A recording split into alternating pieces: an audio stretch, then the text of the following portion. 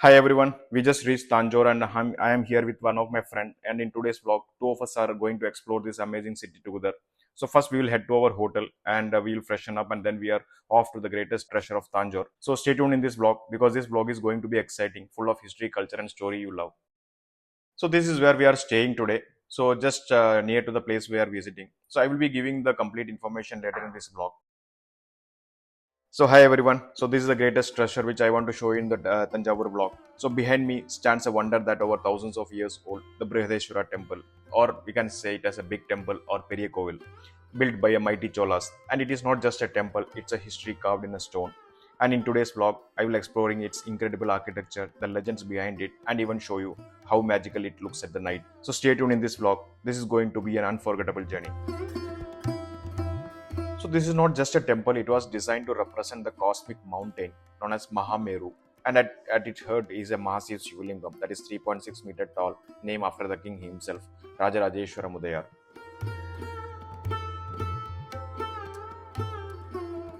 So let's step inside and experience the divine beauty of this temple. Every stone here carries a thousands of years of history and devotion. So come with me as we feel the spiritual energy of this sacred place.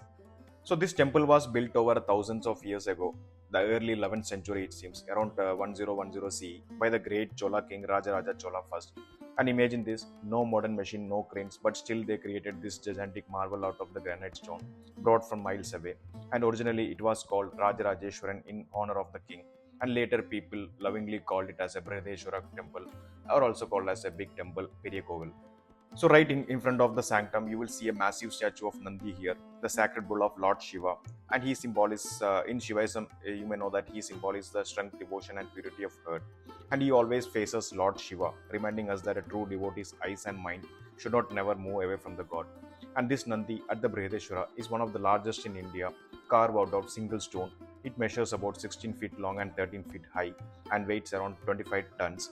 So interestingly, this Nandi was added little later during the Nayak period, showing how every dynasty kept adding to this temple's glory.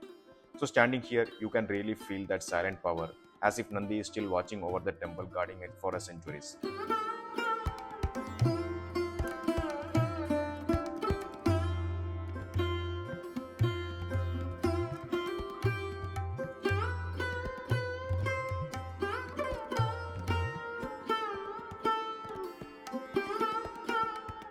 So the first thing that blows your mind is the tower Vimana Gopuram. It rises to about 200 feet, taller than a 20-story building, and at very top sits a massive stone dome weighing around 80 tons, carved from a single rock.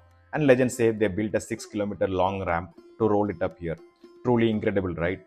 And at the heart of the temple, it's a huge Shivlinga, almost 13 feet tall, one of the largest in India. And outside, you will see a grand Nandi statue, as I shown, beautifully carved, full of power. And the one we see today was added a few centuries later, showing how each every dynasty left its own touch here.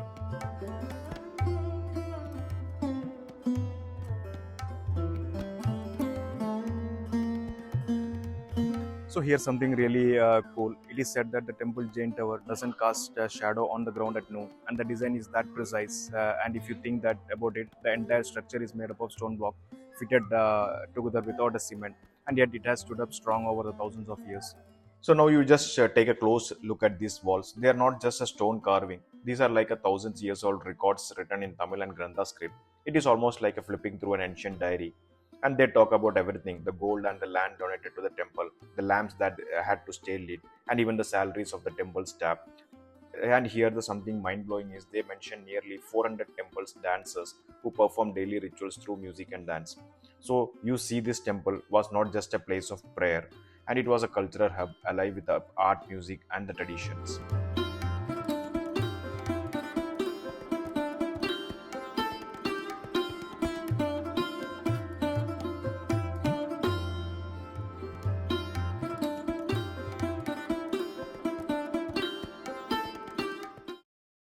So here you can also see the Parvati Amman shrine, also called as Brihanayaki Amman.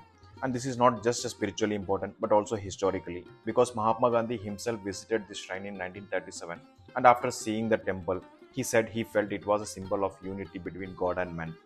Isn't it not? It is amazing that a place built over thousands years ago still inspires leaders and people from all walks of life.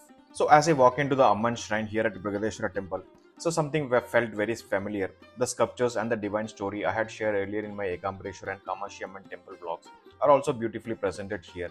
And it felt as if the Divine Mother wants to remind us, wherever you go, she is there watching, blessing and guiding. And each shrine tells us the same eternal story, but in its own unique way. And this is the beauty of Sanatana Dharma, one divine many forms, countless story, all leading us back to the same source. So now we are about to step into the main sanctum of Brihadeeswara Temple. Since photography and videography is not allowed inside, so I will be sharing the glimpse from just outside the shrine and try to bring you as close as possible to this divine experience.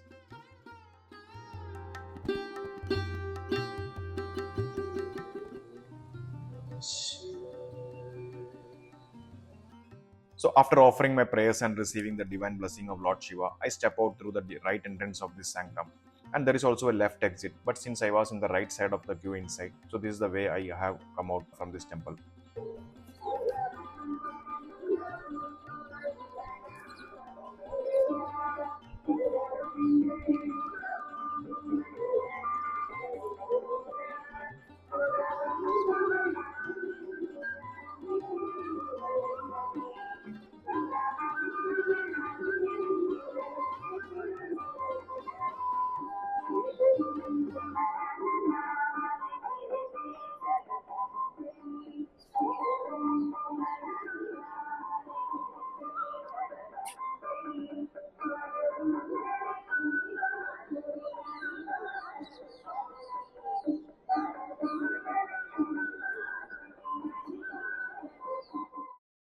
And now here I came across the Chandikeshwara shrine. As per the archaeological records, this shrine carries a very special meaning. It shows that every ordinary human being can be elevated to a place next to the god through a true bhakti and devotion. And the shrine itself is a small facing south with a garbhagriha and an ardhamandapa. And if you look closely, you will notice several Chola inscriptions carved on the outer walls and pillars, which makes this spot historically and spiritually significant. And here you can also see the Ganesha shrine built by the Maratha king Sarobhoji II in the 19th century and later renovated. And this shrine has a Garbhagriha, Ardha Mandapa and the front Mandapa with a large Ganesha sculpture inside. An inscription also mentioned two forms of Ganesha here, that is Parivar Layatu Ganapati found inside the southwest corner and Alayatu Ganapati located in the front of Mukhamandapa. And this architecture you see here is a true Maratha style architecture. So next here you can also see a Murugan shrine built in the 17th century by a Sevappa Nayaka. This temple faces east and the main idol is Lord Subramanya seated on his peacock Vahana carved out of a single stone, and the front mandapa is elegant multi-pillared hall, and the outer walls are covered with intricate sculptures from the Ramayana, Shiva Purana and the deities like Durga and Ganesha. You will also see a detailed battle scenes of elephants and horses, all carved with a minute of perfections. Truly, these shrines radiate spiritual power and the artistic beauties.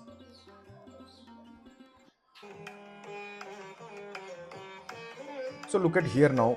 You can see a stretch of 108 Shivlingas lining the section of the corridor around the temple. So these were not part of the original Chola design. They were bought here and consecrated by a Maratha king, Sarboji II, around early 1800. And these tiny lingas are like a sea of devotion, each one representing a silent offering, a whispers of worship threaded through centuries. And when you wander across the rest of the courtyard, you will notice many more. And in total, expert says that there are possibly 250 lingas scattered across the temple grounds. And it really shows how this place is not just a temple, it is like a living tapestry of devotion where every stone, every linga speaks volumes of faith and time. So from here you can see that when you enter through the grand gateway of the Brihadeeswara temple, you will notice that not just one but two majestic gates leading you further inside. Passing through them, you finally reach the main shrine of Lord Shiva. And surrounding this sanctum, you will see something truly divine of these 108 sacred Shivlingas. Each one radiates spiritual energy and symbolizing the infinite form of Lord Shiva. And it is said that circumambulating these lingas is equal to doing 108 pradakshina to the Lord Shiva himself. So this is the Nataraja Mandapam located at northeast corner of the temple courtyard facing south, and this small square hall has a small sanctum at the back where the beautiful bronze idol of Lord Nataraja is kept. And what makes it very special is that this idol was personally gifted by King Rajaraja Chola I as mentioned in his inscription. And this mandapam is also called as Savapati Mandapam. So you can see that how this temple looks in the evening light. So see how beautiful it is looking. See the golden light, how beautiful it is looking. So this is the beauty of this temple, Brihadeeswara Temple. So I just want to show this beauty in the evening. That's why I just wait for the evening sunset for you to show this temple in the night view. And it looks truly amazing in the night view. The golden lights creating a aura that feels truly spiritual, and the ancient carving, the towering Vimana, and the peaceful silence of the night make it feel as if the time has paused here. And standing here, you can sense the energy of Lord Shiva surrounding this space. It's not just a temple you see, it's a living vibration of devotion and history that shines even brighter after sunset.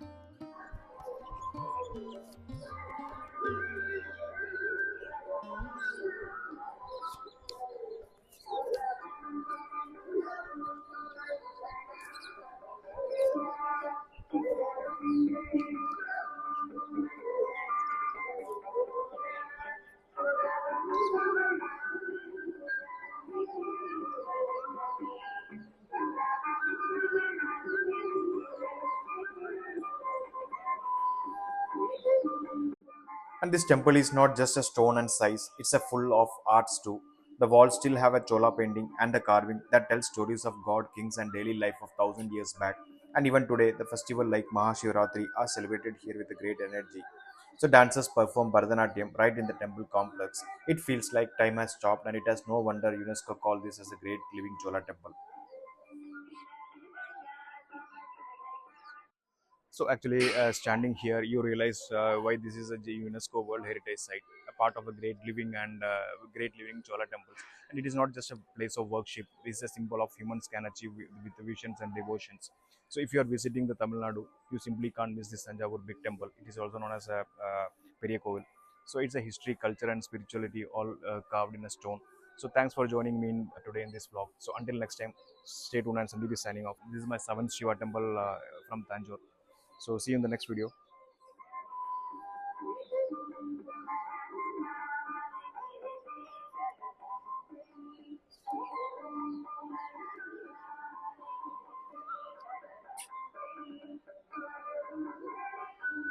So we are back at our hotel right now, Hotel Royal Stay. Booked through this hotel through a booking.com and a neat and comfortable stay. Just a short walk to the temple. And from Tanjavur railway station, I took a cab for about 150 rupees, around 1.2 kilometers. And I paid 2035 rupees for this room for one night. But you can always check booking.com or contact the hotel directly for the best deal. So details are in the description.